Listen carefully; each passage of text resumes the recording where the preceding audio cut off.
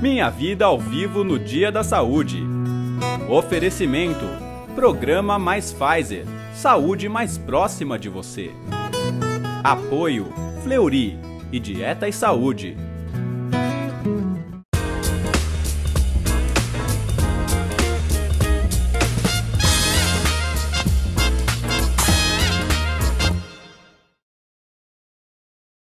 Olá, estamos de volta com o primeiro evento online sobre saúde do Brasil. Hoje, 5 de agosto, é comemorado o Dia Nacional da Saúde. Por isso, escolhemos essa data para debater sobre dois temas muito importantes: a mudança de hábitos em prol de uma vida mais saudável e a convivência e o diagnóstico do tratamento do câncer.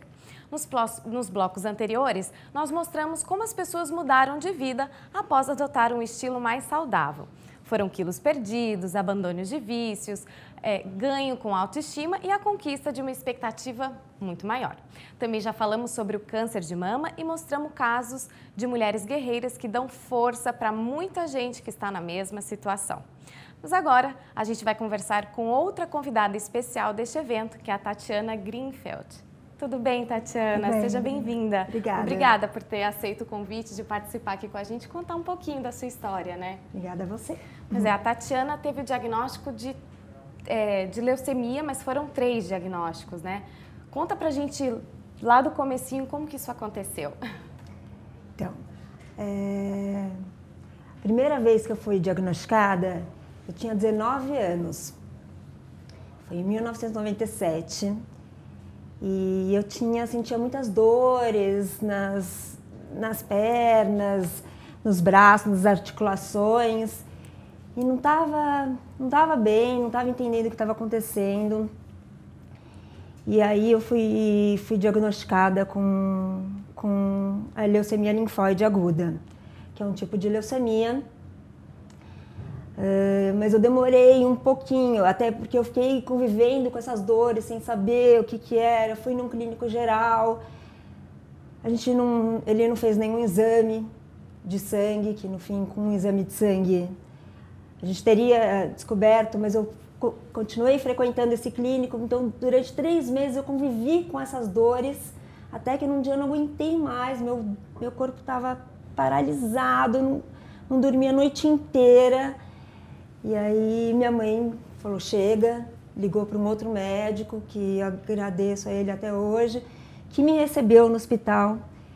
E a primeira coisa que a gente fez foi um exame de sangue, um simples hemograma, que já logo constatou todo um aumento exacerbado das células, todo um descontrole dos leucócitos, né, das células brancas. Então, assim, por isso que eu estava com tanta dor, que meus ossos já não estavam aguentando de tanta célula que estava produzindo de um modo errado, que era a produção desenfreada. Você chegou a desconfiar desse diagnóstico ou Não, em nenhum momento passou pela sua cabeça? Nenhum momento. Eu não entendia por que eu sentia tanta dor. E eu continuava fazendo minhas atividades, eu ia para a faculdade, eu estava no primeiro ano da faculdade. Nessa época, continuava viajando, namorando, e aí o médico que eu estava indo, esse clínico que não descobriu, que ele estava preocupado com outras coisas na época, ele falava: não, eu acho que você está deprimida, eu acho que você não está bem da cabeça. E acabou que você tomava medicamentos para dores que tomava todo tipo de medicamento para dor. Eu falava: não, relaxante muscular, não, vou tomar dor, todos esses medicamentos que a gente toma para dor, eu tomava. Fazia esporte, falava: não, é do esporte, é porque eu corri demais, eu joguei muita bola. Sempre achava que era por causa de outras coisas e nunca pensei em leucemia. E aí, a hora que veio o diagnóstico, como é que foi para você? Foi um baque, né? Foi.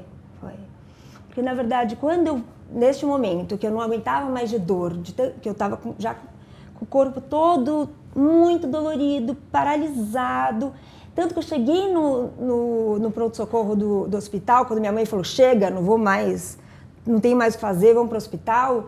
Eu cheguei no pronto-atendimento, eles já me colocaram numa cadeira de rodas. Eu falei: não precisa de cadeira de rodas, mas eu já não estava conseguindo andar mesmo. E a partir daí, com tanta dor que eu estava, eles já me deram muitos medicamentos para a dor. Então eu já fui tomando muita morfina, para aguentar, porque estava insuportável. E porque minha leucemia foi uma leucemia aguda, né, linfóide aguda. Então já estava num momento insuportável mesmo de dor, que era crítico, né? Crítico. E a sua família reagiu como nesse momento também? Então, eu tomei muito medicamento para dor, então essa primeira semana eu passei super zonza. Então o que eu lembro foi de um momento eu acordando, começando a acordar, e aí meu pai estava no telefone com uma amiga da família, falando, os médicos acham que é leucemia. E foi aí que eu falei, como assim leucemia? E foi uma coisa, um baque, porque leucemia, para mim, era sinônimo daquela doença dos filmes. Você ficou pensando que poderia ter feito alguma coisa errada? O que passou assim mais pela sua cabeça? Por que aconteceu? Não, era tudo muito confuso, porque tinha confusão dos medicamentos que eu estava tomando para dor, que eram muito fortes, e era uma coisa muito nebulosa, e eu só lembro que eu fiquei desesperada, e aí veio um médico conversar comigo. E foi muito legal, porque o médico foi muito esclarecedor. Ele falou, olha, eu não sou seu médico, eu sou da equipe do seu médico. Ele está viajando, porque já tinham me encaminhado para um hematologista. O médico que me recebeu no pronto atendimento do hospital me encaminhou para um hematologista conhecido dele. Então, quando esse médico da equipe veio e falou, olha, eu falei, leucemia, o que é isso? Eu vou morrer, não. É o medo, né? Às vezes a falta de informação, você só vai procurar informação quando algo já aconteceu com você, né? É comum isso acontecer, né, doutor? Essa reação dos pacientes, como você disse anteriormente, as pessoas se chocam. E aí, como fica o planejamento do que fazer a seguir, né?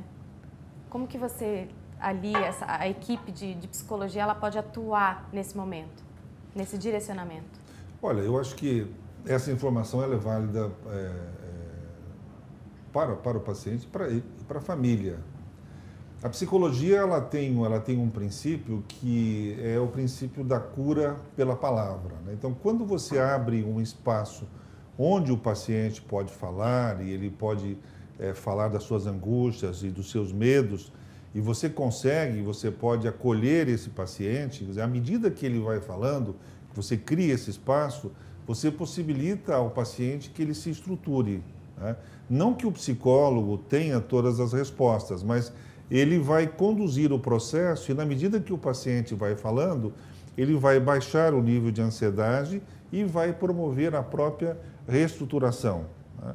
Eu diria que, num primeiro momento, nessa questão do diagnóstico, o paciente precisa falar e precisa ser acolhido.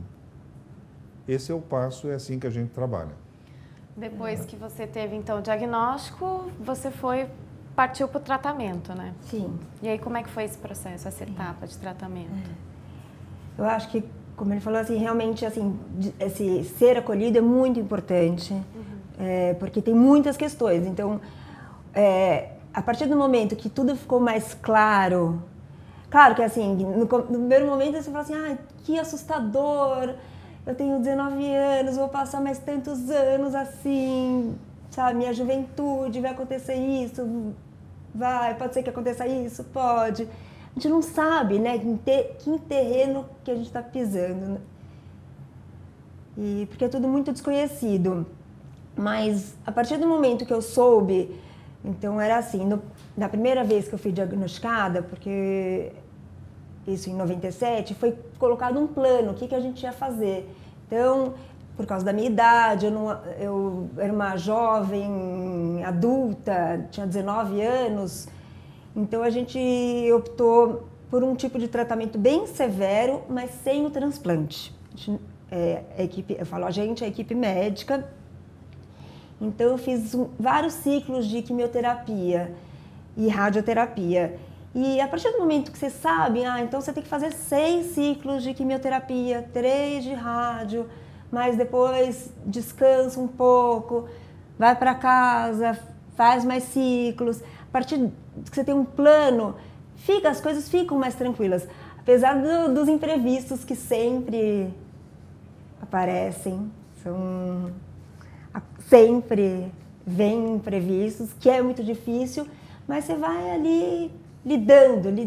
É um dia após o outro. Minha mãe sempre falava assim, falou, Tati, vamos pensar no AA, né, nos alcoólatras anônimos, porque assim, é um dia depois do outro, um dia depois do outro. O imprevisto que você fala seria, dar um exemplo pra gente, assim, foi no aspecto mais emocional que foi mais difícil? Você disse que além de ter o fator do diagnóstico, você acaba de descobrir outras coisas paralelas acontecendo, você tendo que lidar com toda essa carga, né, de novas coisas na sua vida. Seria por aí? Seria por aí. Acho que tem o emocional, então como eu vou lidar, como minha mãe vai lidar, meu pai, meu irmão, meu namorado. Na época você tinha um namorado? Tinha um namorado na época, que foi super, super companheiro. Então, é isso. E os imprevistos do tratamento mesmo. Pensando assim, que bom, você teve uma recidiva, que é quando a doença... Desculpa, falei recidiva não, uma remissão, você entrou em remissão. Então, não tem mais a doença, mas você tem que fazer tal exame, então você vai lá e faz tal exame que é super invasivo, então um mielograma, que é furar aqui no osso, no externo. Cada hora é uma novidade.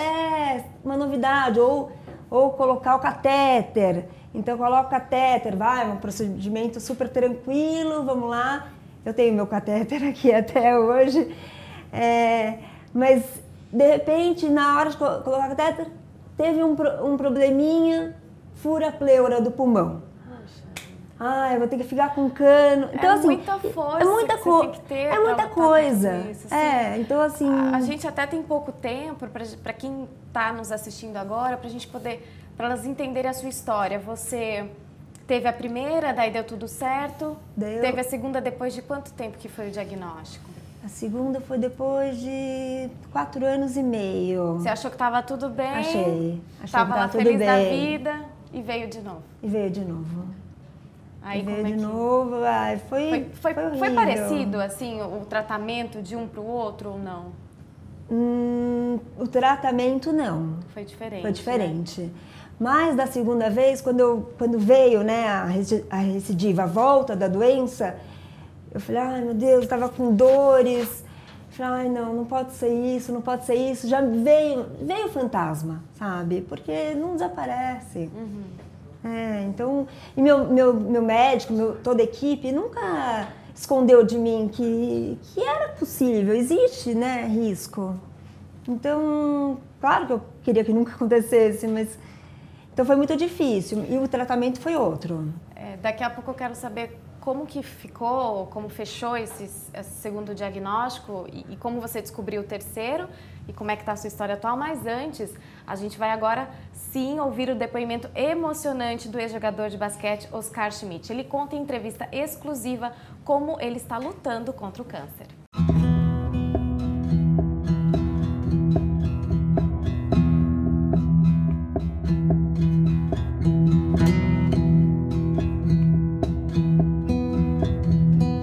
Dois anos atrás, nos Estados Unidos, eu estava fazendo um spa, uma piscina de água fervendo do lado da piscina e estava muito calor, estava uns 40 graus a temperatura e a temperatura do spa estava a 43 graus. Fiquei lá um tempão, de repente, minha esposa e minha filha na piscina e eu desmaiei. E elas falavam comigo, eu não respondia, estava lá. Confusão danada, hein? Meu filho estava lá com seus amigos, ligaram para o 911, veio polícia, bombeiro e ambulância me socorrer, um escândalo danado. Meu filho me tirou do spa junto com os amigos, eu desmaiado completamente. E tive o socorro, demorou acho que fiquei desmaiado acho que uns 40 minutos.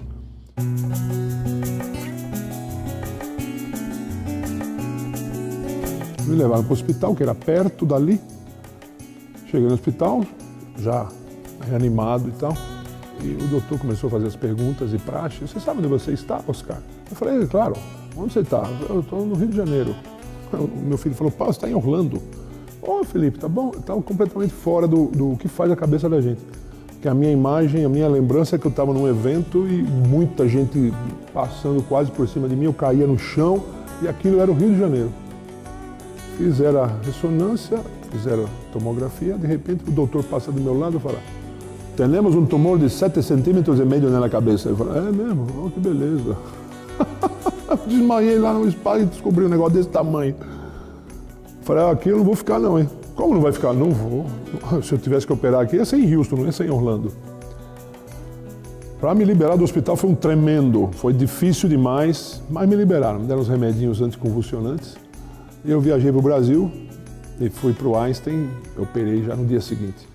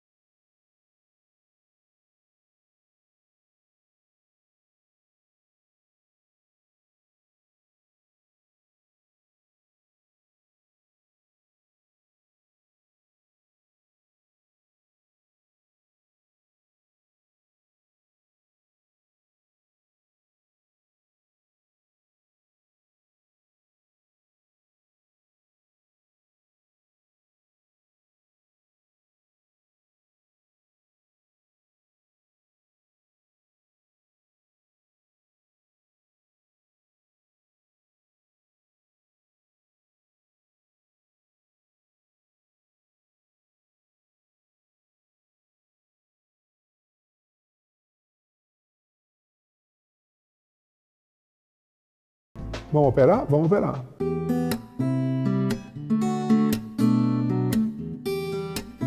Aí tirou um negocinho, a mesma operação, dá uma olhada. De orelha a orelha, corte. Abre, puxa a pele, abriu aqui na frente. Aí tirou. Tirou e eu de novo, saí no 5º dia dessa vez. Da outra vez fiquei 12 dias no hospital, porque eu peguei uma infecção hospitalar, por aqui. Dessa vez eu fiz no Sírio-Libanês, que é do lado da clínica do doutor Marcos de Queiroz. Voltei para casa, ele fez, não, lá no hospital mesmo, ele fez a biópsia lá com o povo lá e falou, olha, é grau 3 mesmo, como eu pensava, mas não tem nenhum grau 4. Você pode ficar tranquilo, é só maligno demais. Você vai precisar fazer radioterapia, vai fazer quimioterapia, vai... Eu falei, tá bom, vamos fazer tudo. A doença tá aí, eu vou morrer assim, vou nada, vou tratar tudo. E esse tumorzinho pegou o cara errado, viu? Um negocinho desse tamanho, periférico, porque é aqui na frente. Pegou o cara errado. Falei, tira esse negócio, fiz 30 radioterapias, fiz 45 quimioterapias. Vou fazer de mês em mês 5, descansa 23, 5, descansa 23, durante um ano.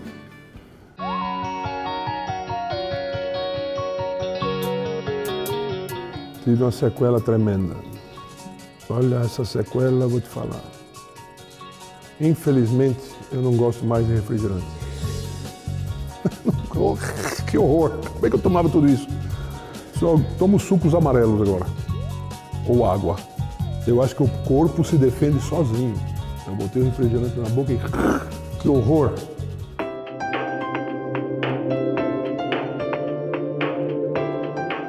Eu não chorei por causa da minha doença. Eu chorei de ver o Papa. É que emoção danada, gente. Eu não pensei de ter essa chance na vida. E o prefeito do Rio, o governador do Rio, me deram essa possibilidade, junto com a minha esposa, meus 2 filhos. Olha, que bênção danada. Ao mesmo tempo, eu não estou fazendo só isso, porque se eu fizer só isso, eu vou ter um resultado comprovado do que isso faz. Eu estou dando mais chance para o homem lá em cima.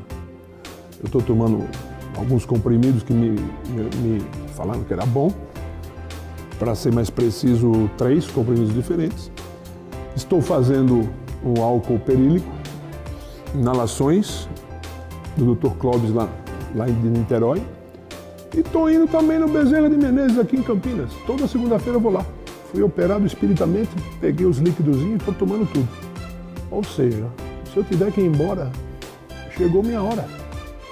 Eu vou ficar triste? Não posso ficar triste, o negócio está aí. Se eu ficar triste, eu morro mais rápido. Então, se eu ficar contente, não contente de estar feliz que eu estou com tumor, só faltava essa, mas se eu ficar de bom humor, se eu não pensar no negócio, tratar direitinho, eu vou embora daqui a uns 30 anos. Certeza.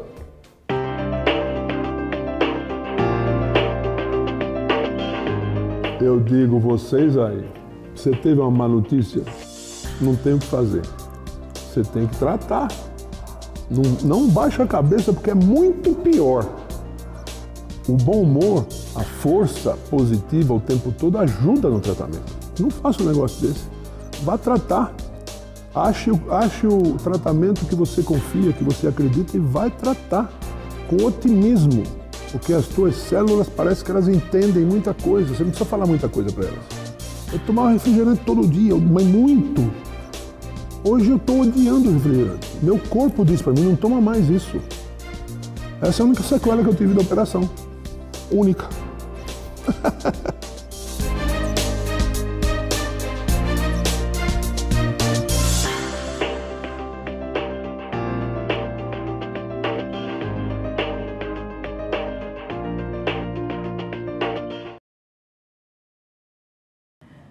É isso aí, Oscar. Saúde para nós, para todo mundo, né? Que otimismo, que legal ver uma história assim, de ver como ele lida com a situação, inspira bastante as pessoas a lidarem dessa maneira também. Ele falou ali, doutor Samuel, sobre a questão dos refrigerantes, né? A sequela do bem, que ele tomou birra, que agora ele não pode mais. Existem alimentos que são vetados para pacientes que estão fazendo quimio ou radioterapia?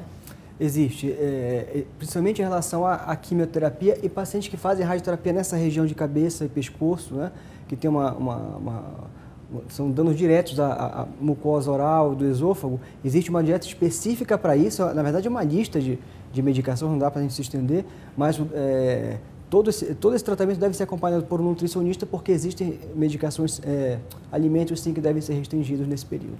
Mas dá para a gente citar assim os mais teriam que ser principalmente os que fermentam muito, né? Os alimentos muito fermentativos e que irritam a mucosa, muito ácidos, com muito condimento, com muita pimenta, são os que irritam mais a mucosa. Por exemplo, alimentos antioxidantes ou que colaboram com o sistema imunológico também? Tendem a melhorar também. Tendem a melhorar, né? E outros hábitos precisam ser mudados para quem está passando por esse tipo de tratamento? Depende, a quimioterapia, você fica com a sua imunidade muito baixa em determinados períodos de quimioterapia, né? Então você tem que evitar certos procedimentos, por exemplo, você não pode fazer as unhas porque você pode ter um ferimento, que um simples ferimento pode causar uma infecção grave, você tem que evitar qualquer tipo de traumatismo, por mais que seja uma escoriação superficial nesse período, você deve evitar. No período de quimioterapia, mas isso é transitório, dura 5, 6 dias e depois você está... Dizem que a água com pH mais alto é mais indicada para quem está lutando, né, contra o câncer. Por que seria isso, doutor? Porque você tem que alcalinizar a urina para evitar certos efeitos deletérios, principalmente nas leucemias e linfomas, onde você destrói um número gigante de células e essa destruição de células gera produtos que são excretados na urina, isso pode produzir danos ao rim. Então você precisa tomar muito líquido e de preferência você deixar a urina mais alcalina, menos ácida, isso pode ser resolvido com ingestão de substâncias mais alcalinas, inclusive a água. Certo. A gente viu na história ali do Oscar que, bom, as pessoas buscam força aonde podem para poder lidar com isso, né? Tem alguma dica para essas pessoas? Elas têm que fazer isso mesmo, mas não esquecendo de que tem que fazer o tratamento com os remédios, com tudo que tem direito? Olha, eu diria o seguinte, que o paciente deve seguir à risca a orientação do oncologista, do hematologista, e todos os tratamentos que ele quiser fazer, tratamentos alternativos, que ele consulte o seu oncologista, o seu hematologista. Existem outros fatores que podem colaborar bastante, o acompanhamento psicológico, a espiritualidade é um outro fator muito importante. Eu aconselho a quem está nos vendo que procure um lugar onde você possa desenvolver a sua espiritualidade, seja espírita, católica, evangélica. É uma força a mais nessa estrutura. Outra coisa que a gente fala também é a rede de apoio. A família e os amigos em volta são uma força muito positiva.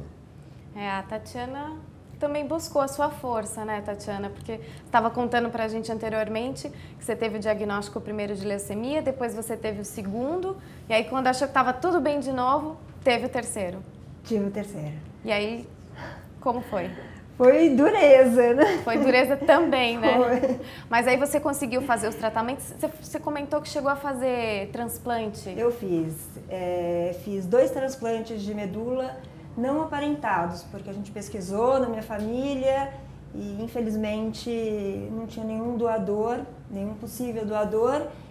Então eu fiz 2 transplantes não aparentados. O primeiro em 2003, foi de células de sangue de cordão umbilical, e em 2006 eu fiz um transplante de um doador que eu não conheço, mas agradeço profundamente, de corpo e alma, essa pessoa que me contribuiu para você estar hoje tá aqui. Viva. Exato. E hoje, assim, como que está a sua situação atual? Hoje, graças a Deus, eu não tenho mais a doença, não tenho mais a leucemia, agradeço todos os dias por isso. Eu sou outra pessoa, eu penso todo esse processo, no fim, como um percurso, faz parte da minha vida, é uma bênção, no fim, tá viva e tá aqui. E hoje eu lido com as consequências, com coisas que acontecem, consequências dos medicamentos, consequências do transplante, mas tudo coisas lidáveis, sabe? Coisas que dá para administrar, porque a vida é muito maior. A gente não sabe, né, o dia de amanhã, tem que ter fé. Tem que ter fé porque a gente consegue arrumar força para encarar todos os desafios. E eu sei que não é fácil lembrar de tudo isso, e por isso eu te agradeço muito vir aqui, contar a sua história.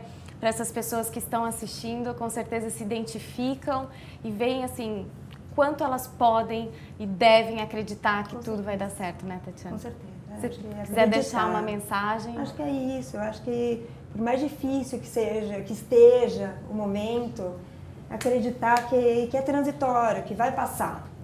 Que as coisas podem melhorar e podem surgir surpresas muito boas. As coisas podem melhorar e com certeza vão melhorar, se você acreditar.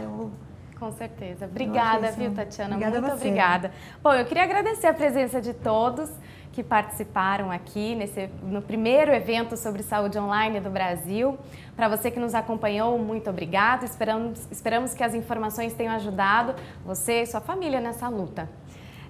Bom, tenho que lembrar que logo em seguida, saindo daqui, os doutores Luiz Gonzaga Leite e o Samuel Aguiar Júnior vão estar participando do chat, então você pode mandar suas dúvidas que eles vão estar lá respondendo, tá bom? Muito obrigada, doutores, pela participação de vocês aqui ao vivo. Gente, até a próxima, hein? Saúde para todo mundo! Tchau!